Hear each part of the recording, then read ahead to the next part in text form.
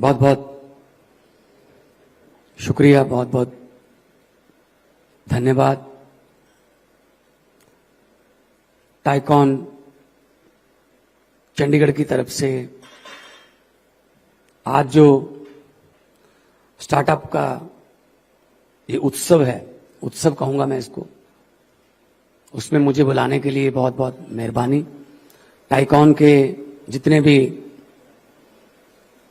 बड़े अधिकारी, tycoon global से, टाइकॉन चंडीगढ़ की तरफ से तो ये होस्ट हो ही रहा है, और साथ में मेरे सामने बैठा मेरा देश का फ्यूचर, टेक्नोलॉजी का फ्यूचर, हर डिजिटल का फ्यूचर,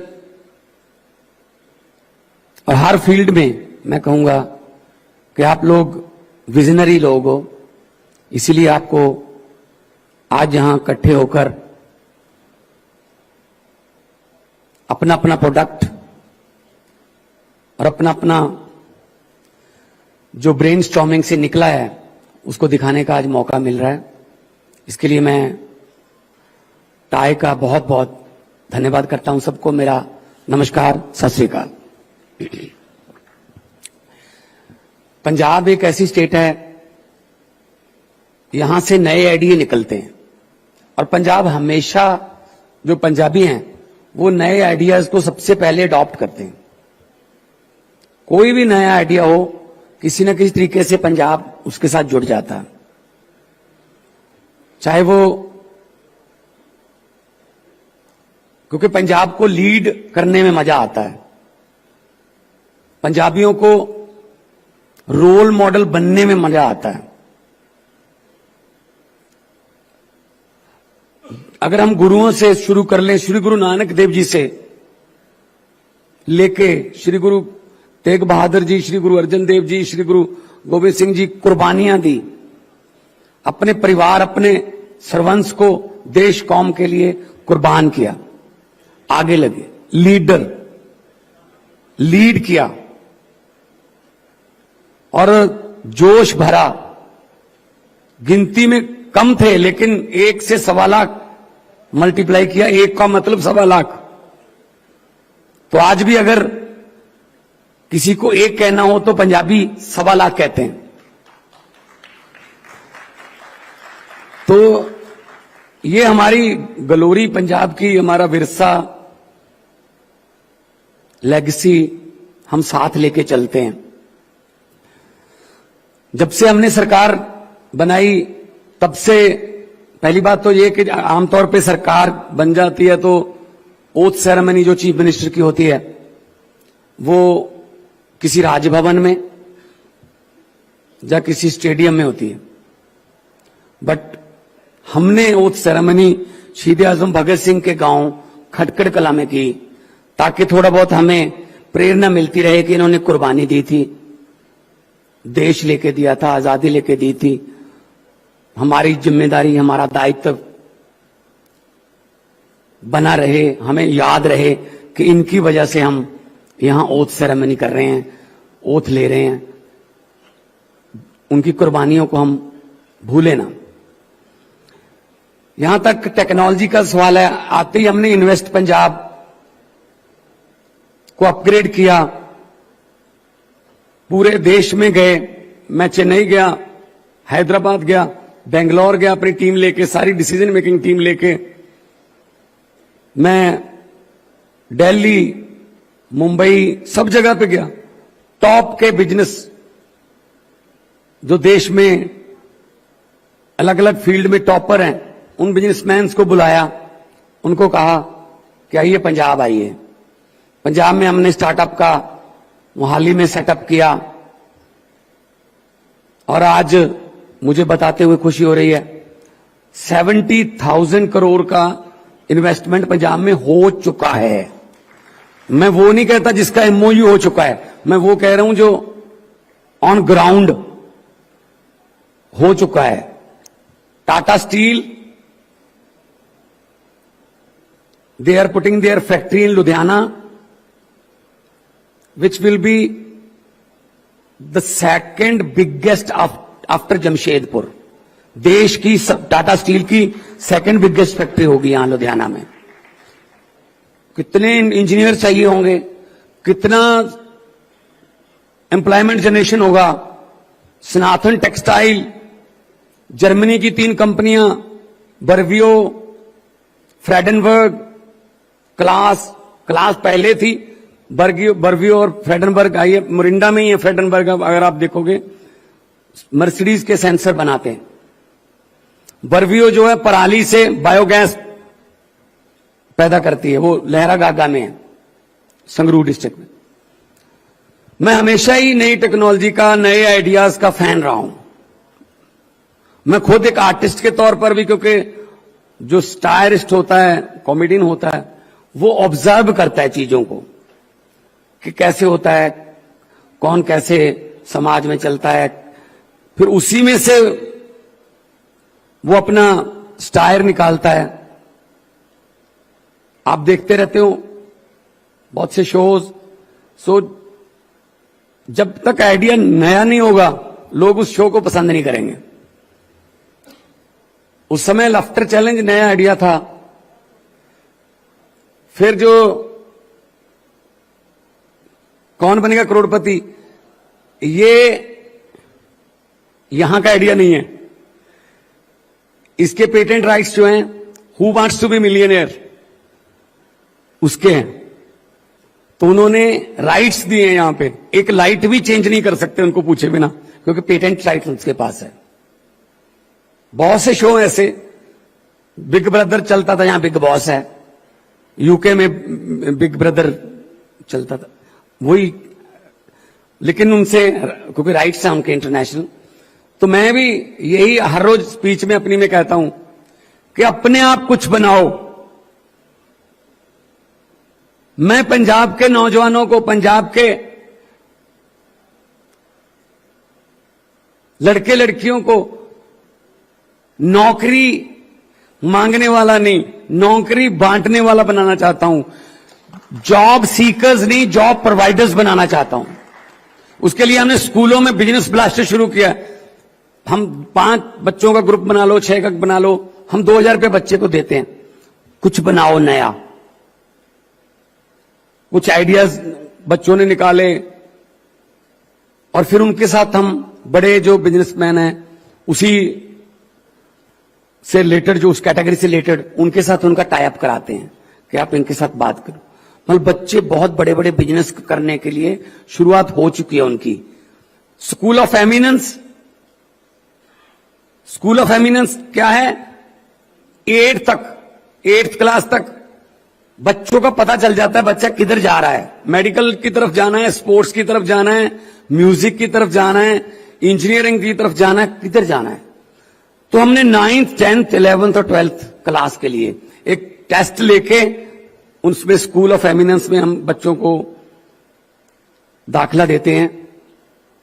जब तक वो 12th करके निकलेगा, क्योंकि स्पोर्ट्स वाले को स्पोर्ट्स की कोचिंग दी जाएगी, इंजीनियरिंग वाले को इंजीनियरिंग की पढ़ाई करवाई जाएगी, मेडिकल वाले को मेडिकल की तरफ लेके जाएंगे। तो जब तक 12वीं क्लास तक वो निकलेगा, यूनिवर्सिटी की तरफ जाएगा, तब तक उसका विजन क्लियर होगा कि मैं क्या बनना चाहता हूं। ये बहुत जरूरी है। हमारे देश में करियर गाइडेंस पता ही नहीं थी कि पहले है ही नहीं है। मतलब हम लोग बहुत छोटे छोटे स्कूलों से पढ़ के आए हैं, छोटे छोटे कॉलेजों से, छोटे शहरों के छोटे कॉलेज। मुझे पता है इस बात का कि हम प्रोस्पेक्ट, कॉलेज में एडमिशन लेने के लिए प्रोस्पेक्ट ले लेते हैं, फॉर्म भी खरीद लेते हैं, उस फॉर्म को भर भी लेते हैं, son of, mother name, address, सब कुछ भर देते हैं। जब आप सब्जेक्ट की तरफ आते हैं कि आप कौन सा विषय में पढ़ाई करना चाहेंगे, तब तक हमको ये पता नहीं होता हमने कौन सा विषय में लिखना है। कोई इधर खड़ा या इधर खड़ा कोई दोस्त कहता है इकोनॉमिक्स मत लेना यार, ये बहुत मुश्किल है, इसकी जगह पे फिजिकल एजुकेशन ले ले। अबे क्या पता मेरी इकोनॉमिक्स ठीक हो, उसको वो फिजिकल एजुकेशन में ठीक हो।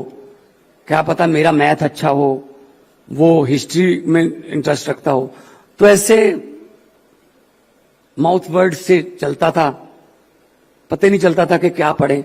ऊपर से हमारे पेरेंट्स जो खुद नहीं बन पाते वो कहते बच्चा बने, खुद डॉक्टर नहीं बन पाए बच्चे को मेडिकल में एडमिशन दवाएंगे।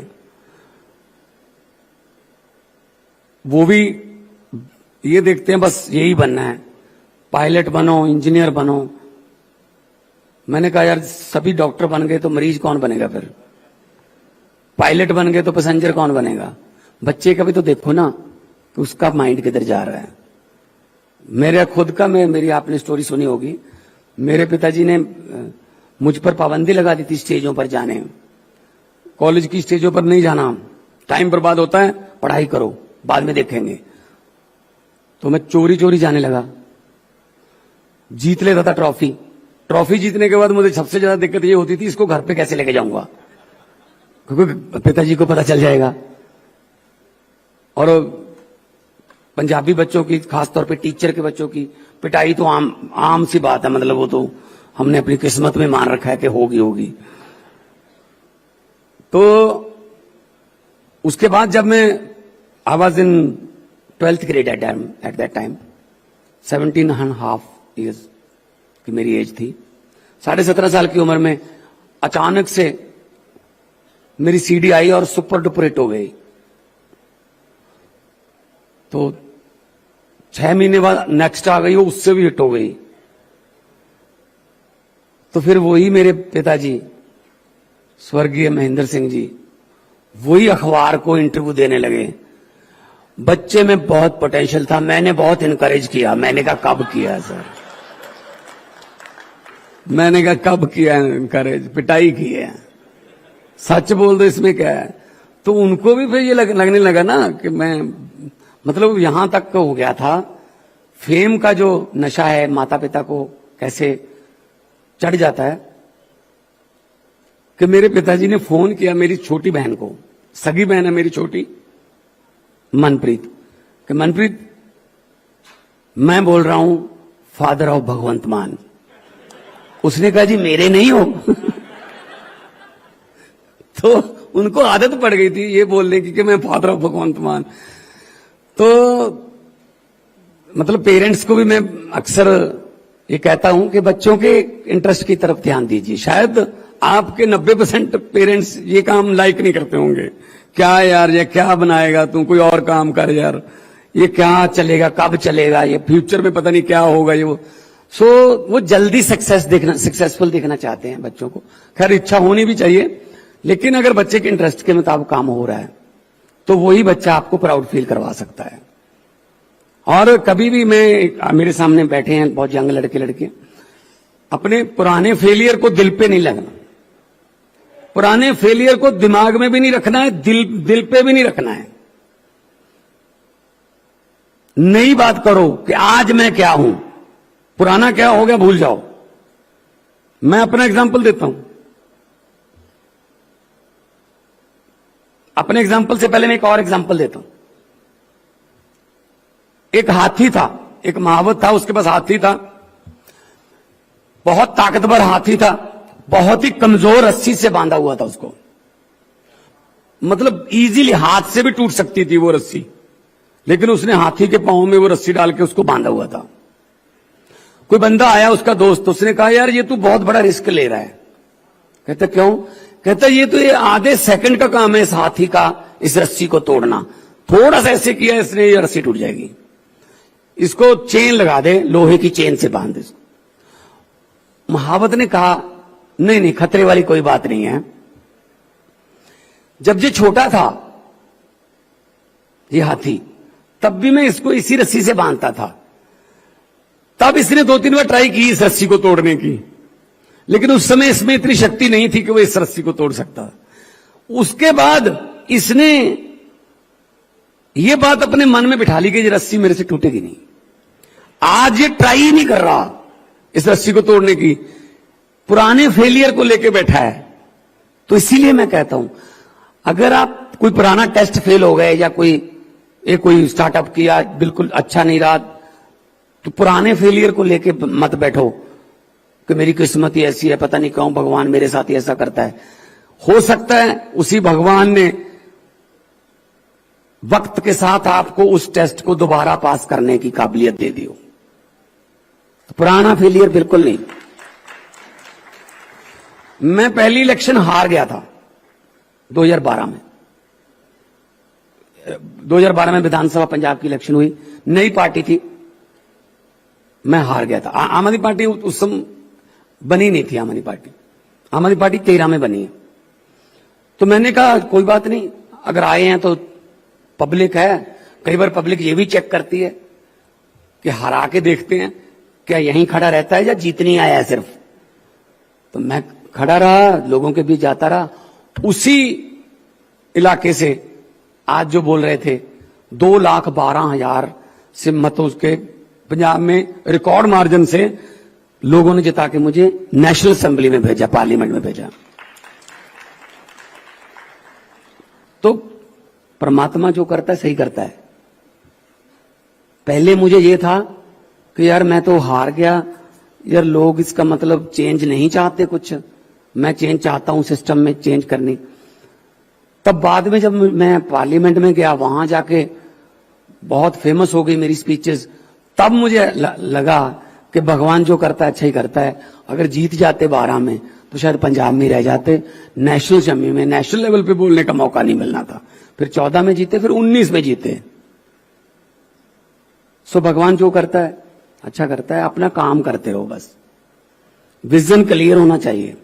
शिव खेड़ा जी मिले, मैं उनकी किताबें पढ़ता हूं, यू कैन विन। मैं बहुत सी मोटिवेशनल किताबें पढ़ता हूं, स्पीचेस सुनता हूं, और मुझे अच्छा लगता है कि अब मैं इस पोजीशन पे हूं कि मैं आपको ये बता सकता हूं कि फेलियर और सक्सेस में क्या फर्क है। वो देखो ना, वो कहते हैं जी जिस बंदे ने कोई गलती नहीं की, इसका मतलब फिर उसने काम भी नहीं किया। गलतियां काम के दौरान होती हैं, आगे बढ़ो, गलतियों से सीखो। हां, वही गलती दोबारा करोगे फिर बेवकूफी है, इसका मतलब सीखा नहीं है कुछ आपने। और अपनी अहमियत जरूर बना के रखो कि मैं हूं इस ऑफिस में, मैं हूं इस बिजनेस में, मेरा भी एक रुतबा है, मेरी अहमियत है, वो बना के रखनी है। मन्या कि 1 रुपया ਲੱਖ ਦੇ ਬਰਾਬਰ नहीं बहता। मन्या कि 1 रुपया ਲੱਖ ਦੇ बराबर नहीं बहता, पर जरा सोचो जे ਲੱਖ चो 1 रुपया कट दी, वो भी ਲੱਖ नहीं रहता, वो 99,999 बन जाता है, लाख तो नहीं है ना। सो 1 रुपए की भी अहमियत है। अहमियत अपनी ऑफिस में बना के रखनी है। एलन मस्क, आप जानते हो, दुनिया का सबसे अमीर बंदा, उसके ऑफिस में काम करती थी एक लेडी।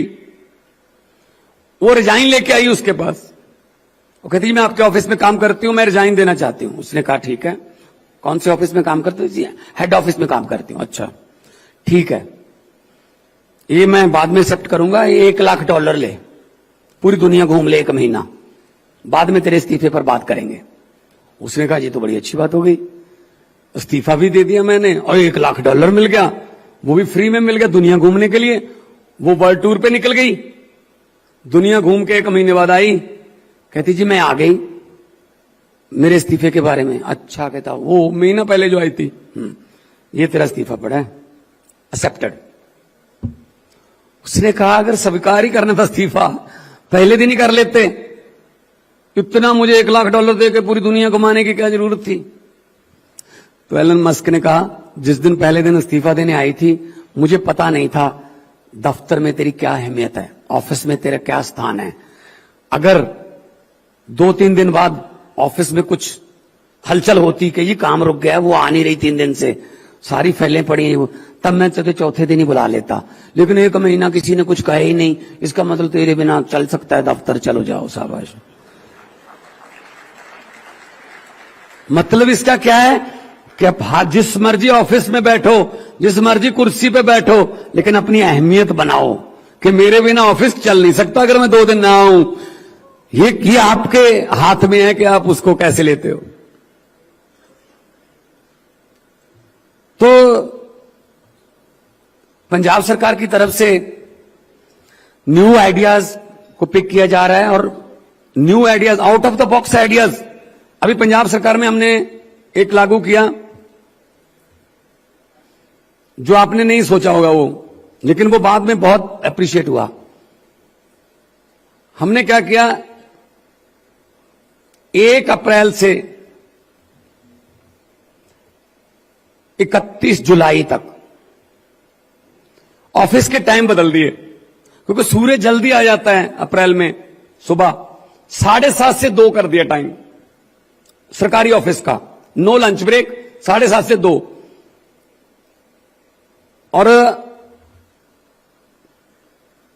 7:30 बजे जो अपने आदमी अपनी काम पे जाना है, किसी ने दुकान खोलनी है, किसी ने दिहाड़ी पे जाना है, वो 8 बजे के आसपास अपना सरकारी काम में जो दफ्तर में फाइल वाइल देनी है करवा के अपने काम पे जा सकता है। उसके लिए उसको काम छोड़ने की जरूरत नहीं है कि 9 बजे 9:30 बजे दफ्तर खोलेगा, 11 बजे बाबूजी आएंगे, उसके बाद फिर काम होगा, पूरा दिन जाता उसका। नंबर 1, ये पब्लिक को सहूलत हुई। नंबर 2, उस समय धान की खेती होती है मई जून में, तो बिजली की बहुत जरूरत रहती है। पीक आवर्स होते हैं 1 बजे से लेके 4 बजे तक, क्योंकि खेतों को भी बिजली देनी है, घरों में भी बिजली देनी है, गर्मी होती है बहुत।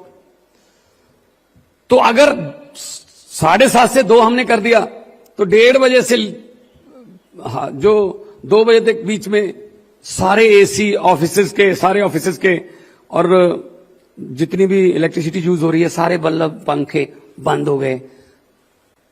हमें 55 मेगावाट बिजली बच गई। 16 करोड़ रुपए सरकारी ऑफिसेज का बिजली का बिल कम हो गया, क्योंकि बंद हो जाते जल्दी। और 2 बजे ऑफिस में छुट्टी है, हमने उसको मैच कर दिया स्कूलों की छुट्टी से। 2 बजे स्कूल में छुट्टी, 2:30 बजे बच्चे भी घर पे, 2:30 बजे पेरेंट्स भी घर पे, ज्यादा टाइम अपनी फैमिली के साथ स्पेंड करोगे। और सबसे बड़ा फायदा हुआ जो हमने सोचा नहीं था, ट्रैफिक स्प्लिट हो गया, ट्रैफिक जाम बंद हो गए। क्यों? ये जो जीरकपुर से आते हैं, आप एयरपोर्ट रोड पे आते हो इधर जाने के लिए, अपने कामों पे जाने के लिए, जो 35 मिनट का ड्राइव था वो 5-7 मिनट का रह गया, क्योंकि कितनी गाड़ियां तो सुबह 7 बजे निकल गई। टाइम चेंज हो गया, पीक आवर का टाइम चेंज हो गया। 2 पीक आवर हो गए, 9 बजे वाला जो ऑफिस वाला और 7:30 बजे वाला हमारा सरकारी ऑफिस वाला, और ऐसे ही आते हुए हो गया। आधी गाड़ियां 2 बजे के बाद ही निकल गई, तो 5 बजे वाला रश कम हो गया। आपको जानकर खुशी और हैरानी होगी, गल्फ न्यूज ने ये न्यूज अपने हेडलाइन, टॉप हेडलाइंस में दी, और दिल्ली और कोलकाता में ममता बनर्जी जी, मुझे बात हुई तो कह रहे ये मुझे बता दीजिए कैसे किया आपने। दिल्ली और कोलकाता में भी आने वाले दिनों में ये एक्सपेरिमेंट किया जा सकता है कि हम ऑफिस को 2-3 जोन में बांट लें। 8 बजे वाले स्कूल, 9 बजे वाले 8 बजे वाले ऑफिस, 9 बजे वाले ऑफिस और 10 बजे वाले ऑफिस। 3 भागों में हमारा ट्रैफिक बांटा जाएगा। 33%, तो ट्रैफिक नहीं होगा। आते हुए भी यही रहेगा। छुट्टी वो जो 8 बजे वाला वो 3 बजे, जो 9 बजे वाला है वो 10 बजे, जो 10 बजे वाला 5 बजे, तो फिर ट्रैफिक कम हो जाएगी इससे। कुछ आइडियाज नए जो हैं, मैं भी स्टार्टअप ही कर रहा हूं वैसे, तो अच्छा रहा, कामयाब रहा ये। फिर हमने एक colour coding of stamp papers की। आमतौर पे यहां पे बिजनेस करना है, कहीं भी करना देश में, पहले जमीन ले लेते हैं। 50 एकड़ जमीन ले ली डेरा बस्सी के पास, 1 करोड़ का 150 करोड़ रुपए इन्वेस्ट हो गया। सीएलयू नहीं मिल रहा, सीएलयू के पीछे पीछे चले हुए हैं। दफ्तर में बाबू नहीं मिल रहे, बुधवार वीरवार कर रहे हैं। 6 महीने हो गए, सीएलयू नहीं मिल रहा। कहीं ना कोई जुगाड़ लगा के सीएलयू लिया, तो चलो शुक्र है सीएलयू ले लिया। अगले दिन फायर वाले आ गए, भाई हमारे पास तो आए ही नहीं आप। फायर वालों के पीछे भागे, थोड़ा सा और जुगाड़ लगा के फायर वाला सर्टिफिकेट लिया, अगले दिन फॉरेस्ट वाले आगे भी हम भी हैं धरती पर। वो हुआ 2-2.5 साल मिल जाता, पैसा स्टक हो गया, 150 करोड़ 2-2.5 साल स्टक हो गया।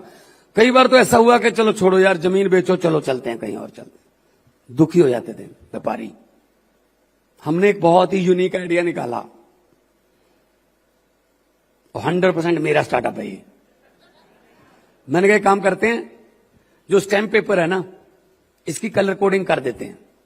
अब क्या है, पंजाब में जमीन खरीदनी नहीं है, आइडेंटिफाई करनी है। पहले आइडेंटिफाई करके उसका जमीन का जो नंबर है, खाता नंबर या खतौनी खेवट फर्द का नंबर, वो इन्वेस्ट पंजाब के या तो पोर्टल पे डाल दीजिए या फिर हमारे मोहाली वाले ऑफिस में आ जाइए।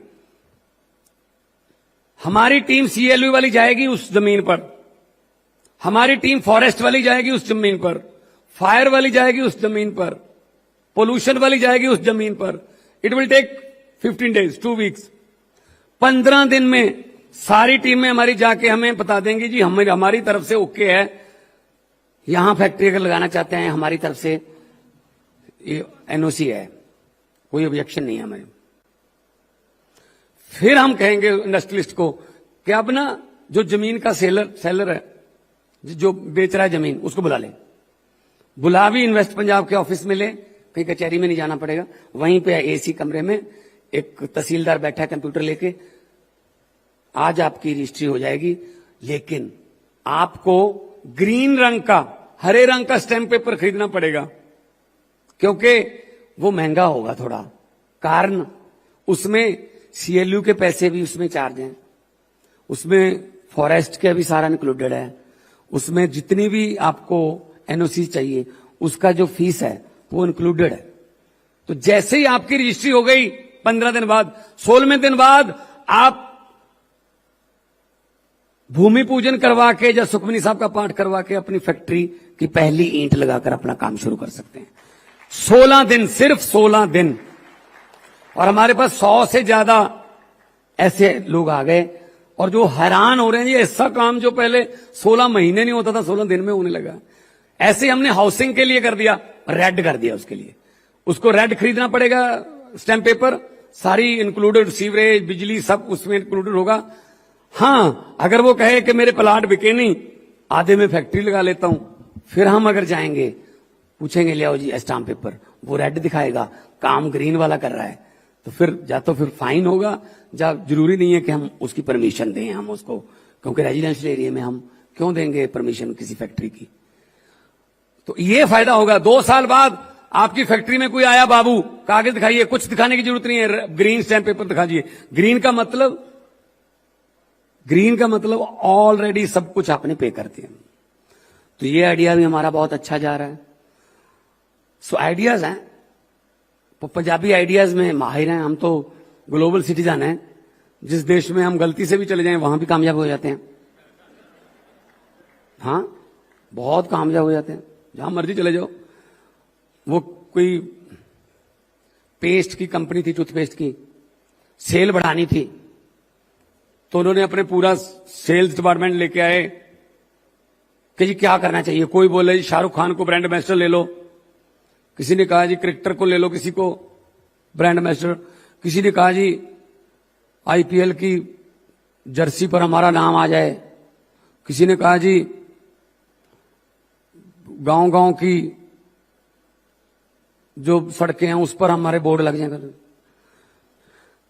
एक पंजाबी बैठा था वहां, उसने कहा जी आइडिया मेरे पास है, लेकिन मैं यहां आपको बता नहीं सकता क्योंकि बस आइडिया ही है मेरे पास, तो लेकिन आपको ये एग्रीमेंट करना पड़ेगा। उसके बाद जो सेल बढ़ेगी उसमें से 25% मेरा। कहते ठीक है, कंपनी के साथ एग्रीमेंट कर लिया 25% का।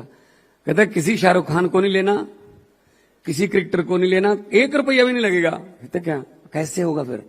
कहते देखो अब जो हमारा टूथपेस्ट है ना, ये थोड़ा दबाने से थोड़ा सा निकलता है पेस्ट जो है ब्रश के ऊपर, लोगों को आज तक कहता है ऐसे दबाने की है, थोड़ा सा इसका मुंह खुला कर दो, जैसे ही दबाएंगे इतना निकलेगा। और कभी आपने पेस्ट दोबारा वापस डाला है? नहीं, वो तो चलो कोई बात नहीं, ज्यादा आ गया कोई बात नहीं। भाई साहब 70% सेल बढ़ गई, कुछ भी नहीं किया। आइडिया है, बस आइडिया है।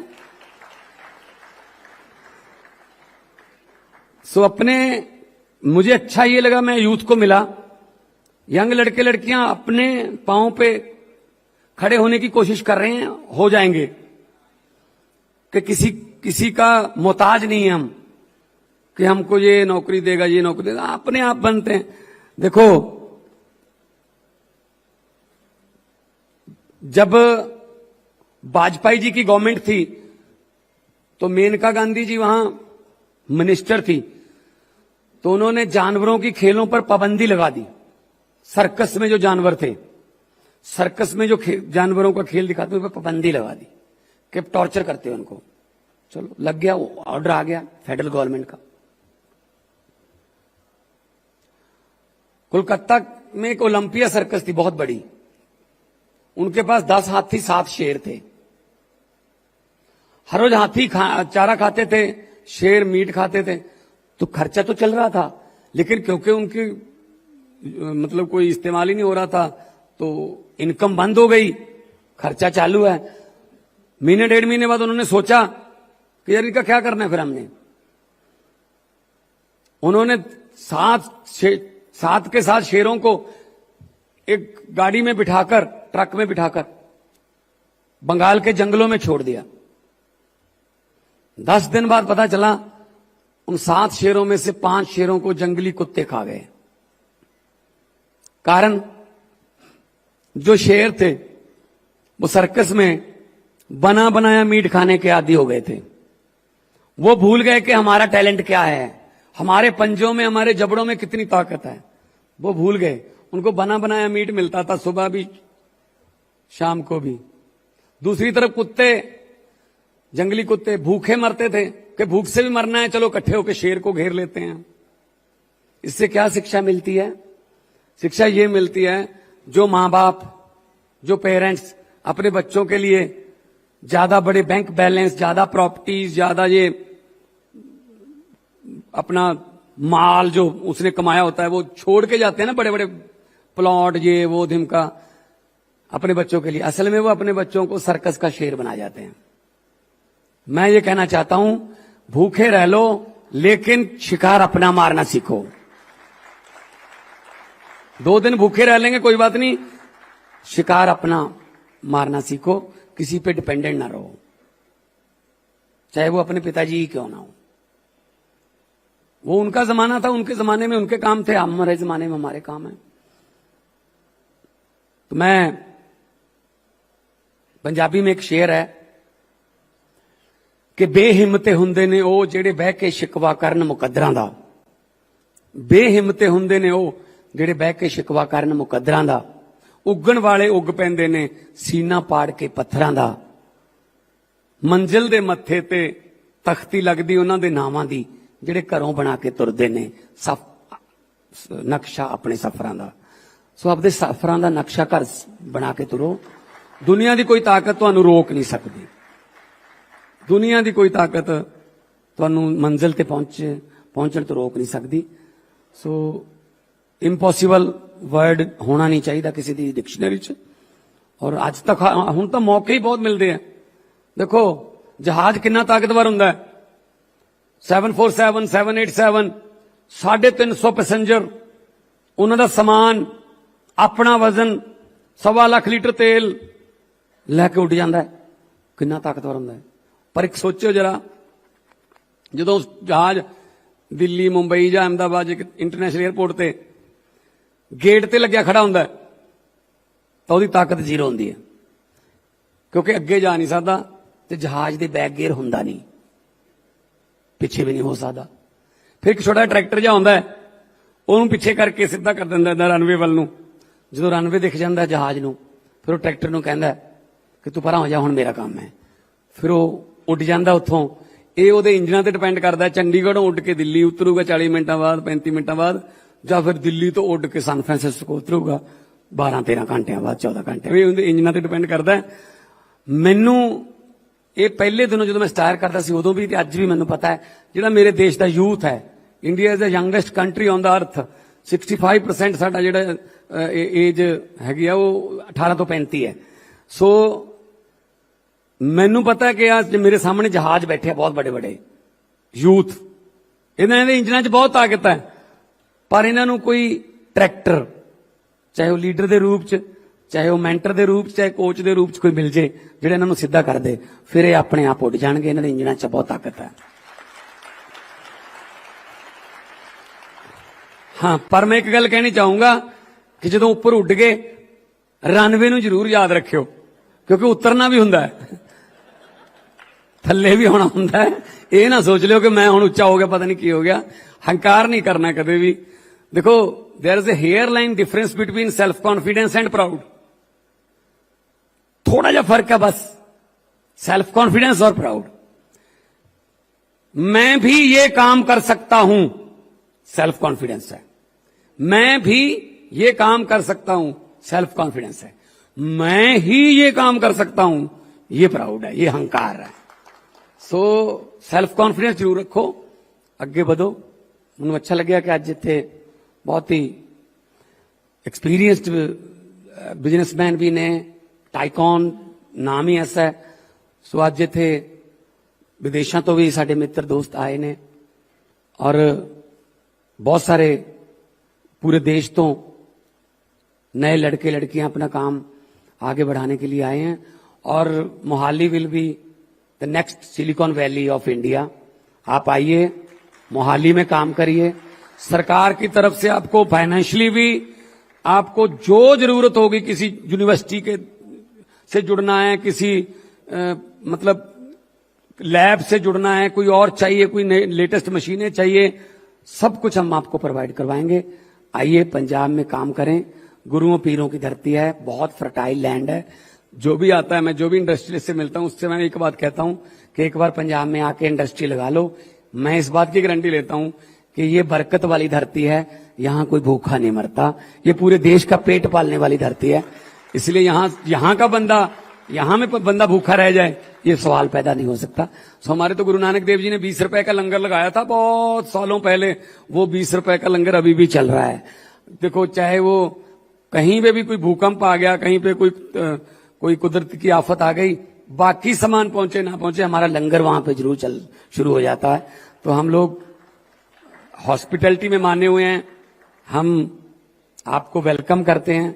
आइए, पंजाब में काम करिए, रेवेन्यू सरकार को दीजिए, सरकार वही रेवेन्यू आप पर ही लगाएगी और बेटर फैसिलिटीज देने के लिए।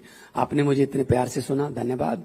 लोगों को अक्सर कहते सुना है, जिंदा रहे तो फिर मिलेंगे। लोगों को अक्सर कहते सुना है, जिंदा रहे तो फिर मिलेंगे, लेकिन इस पंजाबी दिल ने कहा है, मिलते रहे तो जिंदा रहेंगे। बहुत बहुत धन्यवाद, बहुत बहुत शुक्रिया।